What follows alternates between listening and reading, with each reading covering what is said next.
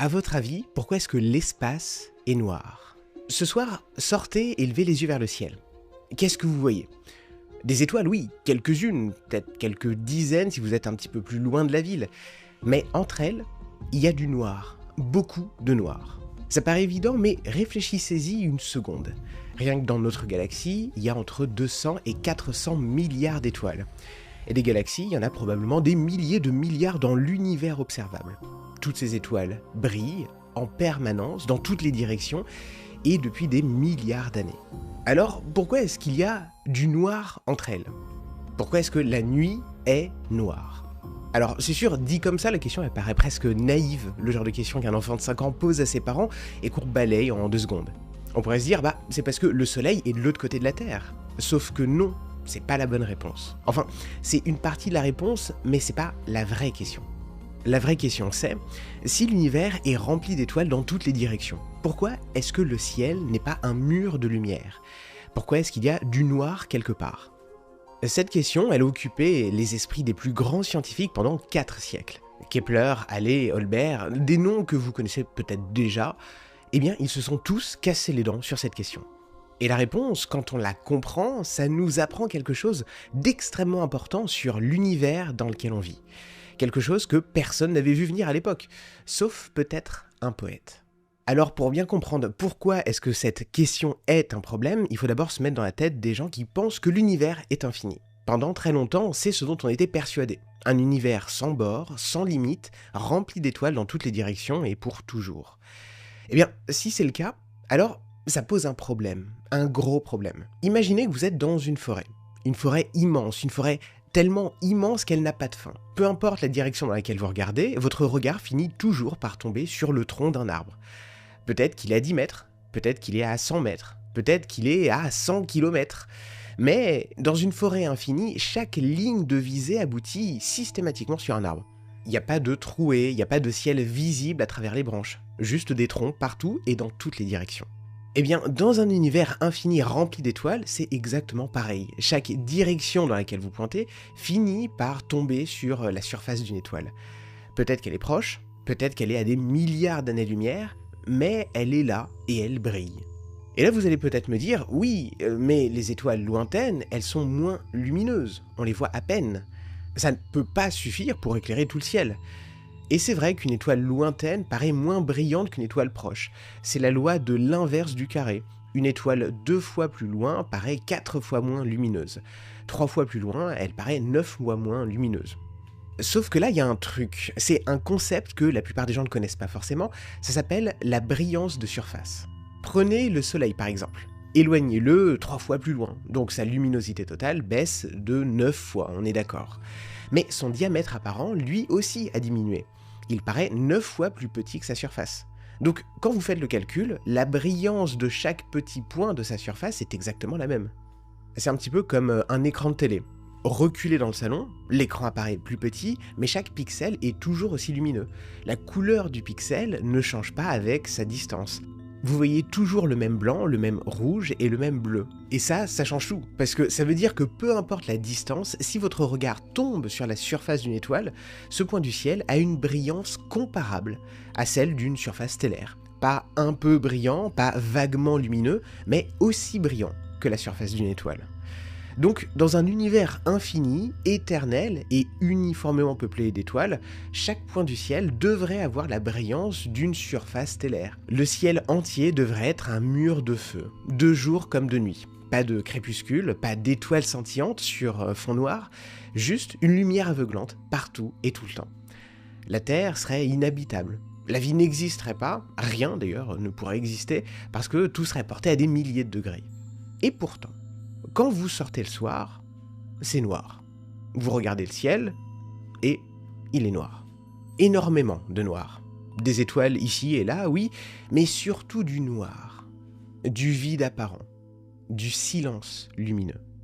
Et ça, c'est pas un problème mineur, c'est pas un détail, c'est une contradiction frontale entre ce qu'on observe et ce que la logique prédit. Si l'univers est infini et éternel, le ciel devrait être blanc. Or, il est noir.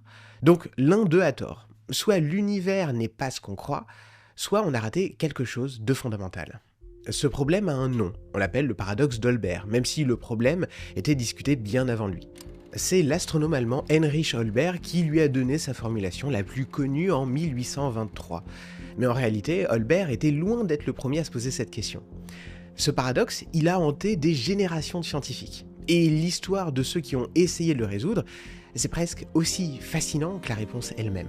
Le premier, c'est un Anglais du XVIe siècle, Thomas Digges. En 1576, Digges publie un texte, avec un titre à rallonge comme on l'aimait à l'époque, A Perfect Description of a Celestial Orb. Digges était l'un des premiers à défendre l'idée de Copernic. La Terre tourne autour du Soleil, pas l'inverse. Mais Digges va plus loin que Copernic, beaucoup plus loin. Copernic, lui, pensait encore que les étoiles étaient fixées sur une sphère comme des clous plantés dans un plafond. Il y avait un bord, une limite. Digges supprime la sphère. Pour lui, les étoiles s'étendent à l'infini dans toutes les directions. C'est le premier, en tout cas, dans un texte publié, à imaginer un univers véritablement infini. Et c'est là qu'il réalise quelque chose. Si les étoiles sont partout, si elles remplissent l'espace dans toutes les directions sans fin, pourquoi est-ce qu'on ne les voit pas toutes? Pourquoi est-ce qu'il y a du noir entre elles? À l'époque, il n'avait pas trouvé de réponse, mais il a posé la question. Et rien que ça, en 1576, c'était déjà énorme. Parce que pour se poser cette question, il fallait d'abord accepter que l'univers puisse être infini. Et à l'époque, c'était une idée radicale. L'Église défendait un cosmos fini, ordonné, avec la Terre au centre et des étoiles sur une sphère fixe. Dire que l'univers n'avait pas de bord, c'était remettre en question l'ordre établi. 34 ans plus tard, en 1610, c'est Kepler qui s'y colle. Kepler, le génie qui a découvert les lois du mouvement des planètes. Et Kepler, lui, ne cherche pas à résoudre le paradoxe. Il l'utilise. Il utilise le ciel noir comme preuve. Si le ciel est noir, dit-il, c'est que l'univers n'est pas infini. Point, c'est tout. Pour lui, le noir du ciel, c'est la preuve qu'il y a une limite, un bord, un endroit où les étoiles s'arrêtent. Au-delà, c'est le vide, le néant. Pour Kepler, le problème était réglé. Sauf qu'il ne l'était pas. Parce que la réponse de Kepler est un petit peu trop facile. C'est un peu comme dire « Pourquoi est-ce qu'il ne pleut pas ?» Eh bien parce qu'il n'y a pas de nuages. D'accord, mais ça n'explique rien. Ça décrit juste. Et d'autres astronomes, eux, ne sont pas prêts à abandonner l'idée d'un univers infini juste parce que le ciel est noir. En 1721, Edmond Halley, oui celui de la comète, reprend le problème. Et Halley fait un calcul malin. Il divise l'univers en couches concentriques comme des pelures d'oignons. La première couche est proche, elle contient peu d'étoiles, mais elles sont brillantes. La deuxième couche est 2 fois plus loin, elles contiennent 4 fois plus d'étoiles, mais chacune est 4 fois moins lumineuse. Résultat, la lumière totale de chaque couche est exactement la même. Première couche, deuxième couche, centième couche, millionième couche, c'est la même contribution. Et s'il y a une infinité de couches, la lumière totale est infinie. Le problème tient toujours. Alors, en 1744, un astronome suisse, Jean-Philippe Lloyd de Chezeaux, propose une solution. Peut-être, dit-il, que la lumière des étoiles lointaines est absorbée en chemin. Peut-être qu'il y a de la matière entre les étoiles, de la poussière, du gaz, quelque chose qui bloque la lumière comme un brouillard qui bloquerait la vue. Olbert reprendra d'ailleurs exactement la même idée en 1823, presque un siècle plus tard. C'est élégant, c'est intuitif, sauf que c'est faux. Parce que si cette poussière absorbe la lumière, elle chauffe. C'est la physique de base. Sauf que tout corps qui absorbe de l'énergie finit par en réémettre. Donc si elle chauffe assez longtemps, et dans un univers éternel, elle a littéralement tout le temps du monde, elle finit par rayonner elle-même. Elle devient aussi chaude que les étoiles qu'elle cache. C'est un petit peu comme mettre un paravent devant un radiateur. Au bout d'un moment, le paravent est tout aussi chaud que le radiateur lui-même, donc ça résout rien, ça fait que déplacer le problème. Donc, en 1823, on a un paradoxe vieux de presque 250 ans. Les plus grands esprits scientifiques s'y sont cassés les dents, Kepler, Halley, Chezeaux, Olbert, personne n'a trouvé. Tout le monde tourne en rond. Et là, l'histoire devient fascinante. Parce que la première personne qui a trouvé le début d'une vraie réponse, c'est pas un physicien, c'est pas un astronome, c'est même pas un mathématicien, c'est un poète. Edgar Allan Poe. Alors oui, c'est l'auteur du Corbeau, l'inventeur du roman policier, l'homme qui écrivait des histoires de meurtre, de folie, de terreur. L'homme qui a inventé le genre du récit d'horreur psychologique. C'est lui qui a entrevu avant tout le monde l'idée centrale de la solution à un problème que les plus grands scientifiques n'arrivaient pas à résoudre depuis 3 siècles. En 1848, Poe publie un texte étrange, un long poème en prose qu'il appelle Eureka. C'est un texte bizarre, ambitieux, démesuré. Poe y décrit rien de moins que la naissance de la structure et le destin de l'univers entier. Pas un poème sur l'amour ou la mort, un poème sur la cosmologie. Les critiques le descendent, ses amis pensent qu'il a perdu la tête. Et on peut le comprendre, c'est un auteur de nouvelles fantastiques qui prétend expliquer l'univers. Le 3 février 1848, il donne une conférence sur Eureka à la Society Library de New York. Il y avait 60 personnes dans la salle. C'est pas exactement ce qu'on appelle un triomphe. Poe, lui, est convaincu de son chef-d'œuvre. Plus important que le Corbeau, plus important que toutes ses nouvelles. Il pense avoir écrit le texte le plus important de sa vie. Et il avait peut-être raison.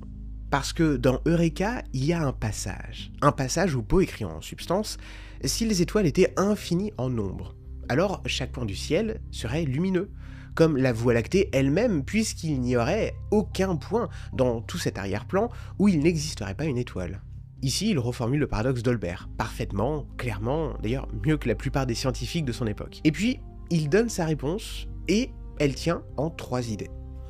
Premièrement, la lumière voyage à une vitesse finie, elle ne se téléporte pas. Elle met du temps à traverser l'espace, et l'espace est grand, immensément grand. Il y a des gouffres de vide entre les étoiles, des distances tellement colossales que la lumière met des millions, des milliards d'années à les parcourir. Deuxièmement, et c'est là que Poe est génial, l'univers a un âge. Il n'a pas toujours existé. Il y a eu un moment dans le passé où les étoiles n'existaient pas encore, où rien ne brillait, où l'univers était jeune, sombre et vide de lumière. Et s'il a un âge, et que la lumière met du temps à voyager, alors la lumière des étoiles les plus lointaines n'a tout simplement pas eu le temps d'arriver jusqu'à nous. Pas encore. Elle est en chemin. Quelque part dans le vide, entre leurs étoiles et nos yeux, il y a des photons qui voyagent depuis des milliards d'années et qui ne sont toujours pas arrivés. Les zones noires du ciel ne sont pas des zones vides, ce sont des zones dont la lumière est encore en cours de route. L'idée de Poe tient en une seule phrase, il n'y a tout simplement pas eu assez de temps. Il a écrit ça en 1848, 80 ans avant que Hubble ne découvre que l'univers est en expansion, 120 ans avant la découverte du fond diffus cosmologique. Et il avait anticipé un élément central de la réponse. Un poète avec son intuition et sa plume, sans télescope, sans équation et sans laboratoire. Il est mort 1 an plus tard, en 1849 à 40 ans, dans des circonstances mystérieuses. On l'a retrouvé dans les rues de Baltimore, délirant en portant des vêtements qui n'étaient pas les siens. On ne sait toujours pas exactement ce qui s'est passé, sans jamais savoir qu'il avait entrevu la clé d'un problème vieux de 3 siècles. Personne ne lui a dit, personne ne l'a reconnu de son vivant. Ça n'est qu'en 1987 que l'astronome Edward Harrison, dans son livre Darkness at Night, reconnaîtra que Poe a eu, bien avant les physiciens, l'une des intuitions décisives sur la solution au paradoxe d'Olbert. Ici, on a un exemple où un poète a vu plus loin que les physiciens. Il avait l'intuition juste, mais il n'avait pas les outils pour le démontrer. Il n'avait pas les maths, pas les instruments, pas les données. Il avait juste son imagination et sa logique. Et pendant presque un siècle, personne dans la communauté scientifique n'a pris Eureka au sérieux. C'était un poème écrit par un auteur de science-fiction qui parlait de cosmologie. Autant dire que ça n'avait aucune crédibilité. La science va mettre presque un siècle à rattraper ce qu'un poète avait deviné. En 1901, Lord Kelvin, l'un des physiciens les plus importants du 19e siècle, celui qui a donné son nom à l'échelle de température absolue, le degré Kelvin, reprend l'argument de Poe. Mais cette fois, il le met en équation. Il calcule combien de temps il faudrait dans un univers statique rempli d'étoiles pour que la lumière de toutes ces étoiles remplisse le ciel et le rende uniformément brillant. La réponse est de l'ordre de grandeur de 10 puissance 23 ans dans ce type de rayonnement. C'est un 1 suivi de 23 zéros, c'est un nombre absurde. L'univers n'a que 13,8 milliards d'années. On n'est même pas à une fraction infinitésimale du temps nécessaire. Kelvin a donc formalisé par le calcul ce que Poe avait deviné par l'intuition. L'univers est beaucoup, beaucoup trop jeune pour que le ciel soit lumineux. Mais l'histoire ne s'arrête pas là. Parce qu'en 1929, Edwin Hubble fait une découverte qui change absolument tout. Hubble travaille sur le mont Wilson, en Californie, avec le plus grand télescope du monde à l'époque. Et en observant les galaxies lointaines, il remarque quelque chose d'étrange. Leur lumière est décalée vers le rouge. C'est ce qu'on appelle l'effet Doppler. Vous connaissez ce phénomène, même si vous ne connaissez pas le nom. C'est celui qui fait qu'une ambulance a un son plus aigu quand elle s'approche de vous et plus grave quand elle s'éloigne. Les ondes sonores sont comprimées dans un sens, étirées dans l'autre. Sauf que là, c'est pas du son, c'est de la lumière. Et si la lumière des galaxies est décalée vers le rouge, ça veut dire qu'elles s'éloignent de nous, toutes, dans toutes les directions. Et plus elles sont loin, plus elles semblent s'éloigner vite. L'univers est en expansion. Et ça, c'est la deuxième pièce du puzzle. Parce que dans un univers en expansion, la lumière des étoiles lointaines n'est pas seulement en retard, elle est aussi étirée, physiquement étirée. L'espace lui-même se dilate et la lumière qu'il traverse se dilate avec lui. Sa longueur d'onde augmente, elle perd de l'énergie. La lumière visible devient l'infrarouge, l'infrarouge devient le micro-ondes, et les micro-ondes, on ne les voit pas, elles sont invisible à l'œil nu. C'est un petit peu comme si vous dessiniez une onde sur un élastique et que vous l'étiriez un maximum. L'onde s'étire, elle s'aplatit, elle perd en intensité. C'est exactement ce qui arrive avec la lumière des étoiles lointaines dans un univers en expansion. Donc alors maintenant, on a deux raisons pour lesquelles le ciel est noir. Primo, l'univers est trop jeune pour que toute la lumière soit parvenue, et l'expansion étire la lumière qui nous parvient au point de la rendre invisible. Mais il y a aussi une troisième raison, et elle est peut-être plus fondamentale. Les étoiles meurent. On a longtemps cru qu'elles brillaient éternellement, qu'elles étaient là depuis toujours et qu'elles seraient là pour toujours. Des flammes éternelles accrochées au firmament. Mais au XXe siècle, on a compris que les étoiles fonctionnent par réaction thermonucléaire. Elles brûlent de l'hydrogène, le transforment en hélium, et quand le carburant est épuisé, elles s'éteignent. Certaines en quelques millions d'années, les plus massives, les plus gourmandes, d'autres en quelques milliards, comme notre Soleil, qui est à peu près à la moitié de sa vie. Aucune ne brille éternellement. Et si les étoiles ont une durée de vie finie, alors même dans un univers infini, il n'y a aucun moment où il y a assez d'étoiles allumées en même temps pour illuminer tout le ciel. C'est un petit peu comme des ampoules sur une guirlande géante. Si chaque ampoule s'allume et s'éteint à des moments différents, et qu'il n'y en a jamais assez pour allumer l'intégralité de la guirlande en même temps, eh bien la guirlande ne sera jamais entièrement lumineuse. Et ça, même si elle est infiniment longue. Les deux premières idées règlent l'essentiel du paradoxe. L'univers observable a un âge fini et son expansion décale la lumière lointaine hors du champ visible.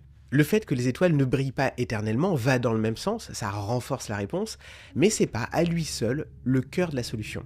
C'est la combinaison des deux premiers qui fait tout le travail.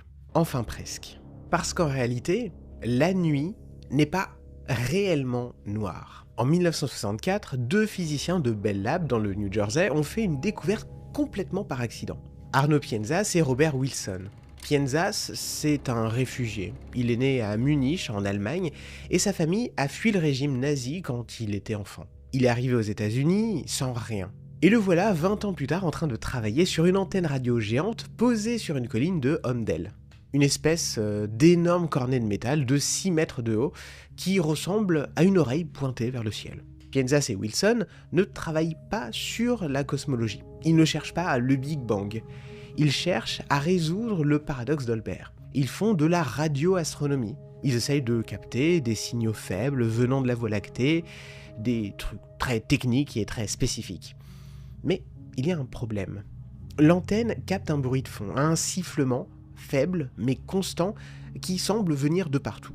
Pas une direction précise, d'absolument partout. Peu importe où il pointe l'antenne, nord, sud, est, ouest, même vers le sol, vers le zénith, le bruit est toujours là et toujours le même, de la même intensité.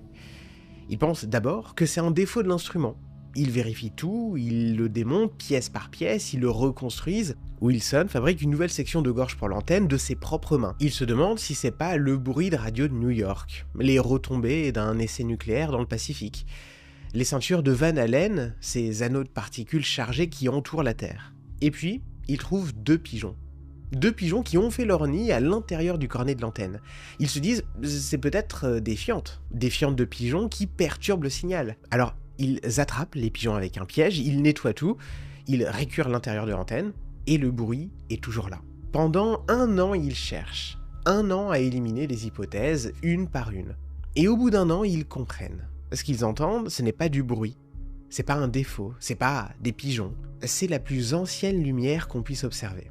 Un vestige du tout jeune univers. La toute première lumière de l'univers émise il y a 13,8 milliards d'années, 380 000 ans après le Big Bang, au moment exact où l'univers est devenu transparent. Avant ça, pendant 380 000 ans, l'univers était tellement dense, tellement chaud, que la lumière ne pouvait pas voyager. C'était opaque, complètement opaque, un petit peu comme un brouillard infiniment épais. Elle était piégée. Les photons rebondissaient en permanence sur les particules comme une balle de ping-pong dans une pièce remplie d'obstacles. Et puis, au bout de 380 000 ans, l'univers s'est suffisamment refroidi pour que les électrons se combinent avec les noyaux atomiques. La matière est devenue transparente. Et la lumière s'est échappée d'un coup dans toutes les directions et partout. À cette époque, cette lumière était visible, chaude, orangée, environ à 3000 degrés. Si vous aviez été là, ce qui est évidemment impossible, mais imaginons, vous auriez vu un ciel entièrement orange, lumineux et brûlant. Partout, pas de noir, pas d'étoiles, juste cette lumière qui baigne tout l'univers. Mais depuis, l'expansion de l'univers l'a étirée, sa longueur d'onde a été multipliée par plus de 1000. Elle est passée du visible au micro-ondes. Sa température est tombée à 2,725 degrés au-dessus du zéro absolu. Moins 270 degrés Celsius. C'est presque rien, mais pas rien. Et cette lumière, elle est partout. Dans toutes les directions, elle remplit l'univers entier. Vous êtes en train de baigner dedans en ce moment même. Elle traverse les murs, elle traverse votre corps, elle traverse tout. Elle était là avant que la Terre existe, elle était là avant que le Soleil existe, elle était là avant que les premières étoiles s'allument. Si vous pouviez voir les micro-ondes, le ciel nocturne ne serait pas noir du tout. Il brillerait uniformément dans toutes les directions. Pas très fort, mais partout. Un fond lumineux continu sans trou, sans zone d'ombre. Le ciel n'est donc pas vide de lumière. Il est rempli d'un fond cosmologique uniforme, invisible à l'œil nu. La nuit brille. C'est juste qu'on ne le voit pas. Pienzas et Wilson ont reçu le prix Nobel de physique en 1978, et le piège à pigeons qu'ils ont utilisé pour attraper les deux intrus est aujourd'hui exposé à Washington. C'est peut-être l'objet le plus improbable de toute l'histoire de la science. Un piège à pigeons qui a mené à la preuve du Big Bang. Et d'ailleurs, Wilson a dit une phrase que j'aime beaucoup. On cherchait un halo autour de la Voie lactée, et on a trouvé autre chose. Quand une expérience tourne mal, c'est souvent le meilleur résultat possible.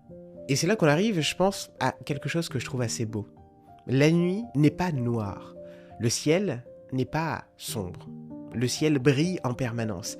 Il brille dans toutes les directions, tout le temps, depuis 13,8 milliards d'années. Mais il brille dans une longueur d'onde que nos yeux ne peuvent pas voir. On est biologiquement aveugle à la lumière la plus ancienne de l'univers. Et pourtant, elle est partout autour de nous. En latin, il y a 2 mots pour dire noir. Aether et Niger. La différence entre les deux, je la trouve assez fascinante. Aether, c'est le noir mat, le noir éteint, le noir lugubre, c'est le noir de l'absence, le noir du deuil, le noir du vide. D'ailleurs, c'est de là que vient le mot atroce. Et Niger, lui, c'est le contraire, c'est le noir brillant, c'est le noir qui a de l'éclat. C'est le noir d'un plumage de corbeau qui brille au soleil. C'est le noir d'un ciel d'encre qui scintille d'étoiles. Et c'est de Niger que vient le verbe dénigrer. Dénigrer, étymologiquement, ça veut dire retirer l'éclat de quelque chose, retirer sa brillance. Et c'est exactement ce que font nos yeux. Chaque nuit, ils dénigrent la nuit, ils retirent son éclat. La nuit brille, mais nos yeux ne sont pas équipés pour le voir. Nos rétines ne captent que la lumière visible, le rouge, le orange, le jaune, le vert, le violet.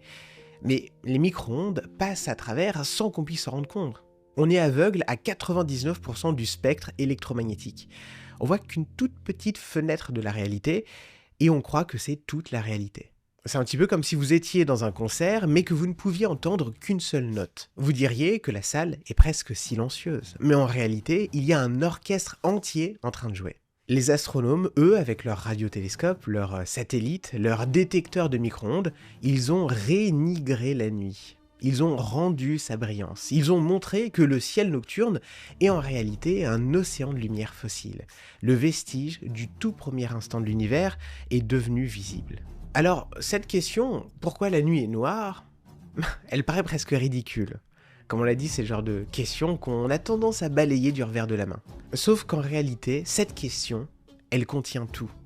Elle contient le fait que l'univers a un âge, qu'on n'a pas toujours existé, qu'il y a eu un début, qu'en remontant le temps, on atteint un état extrêmement chaud et dense il y a environ 13,8 milliards d'années. Elle contient le fait que l'univers est en expansion, que les galaxies s'éloignent les unes des autres, que l'espace lui-même grandit. Elle contient le fait que les étoiles naissent et meurent. Elles ne sont pas éternelles. Et elle contient le fait que la lumière du Big Bang baigne encore l'univers entier, mais dans une longueur d'onde que nos yeux ne captent pas. Et c'est ça ce que j'aime avec la science, c'est que les plus grands secrets de l'univers ne se cachent pas forcément derrière des équations impossibles ou des télescopes géants. Parfois, ils se cachent derrière les questions les plus simples, celles qu'on ne pense même pas à poser, celles qui peuvent paraître trop simples pour mériter une réponse.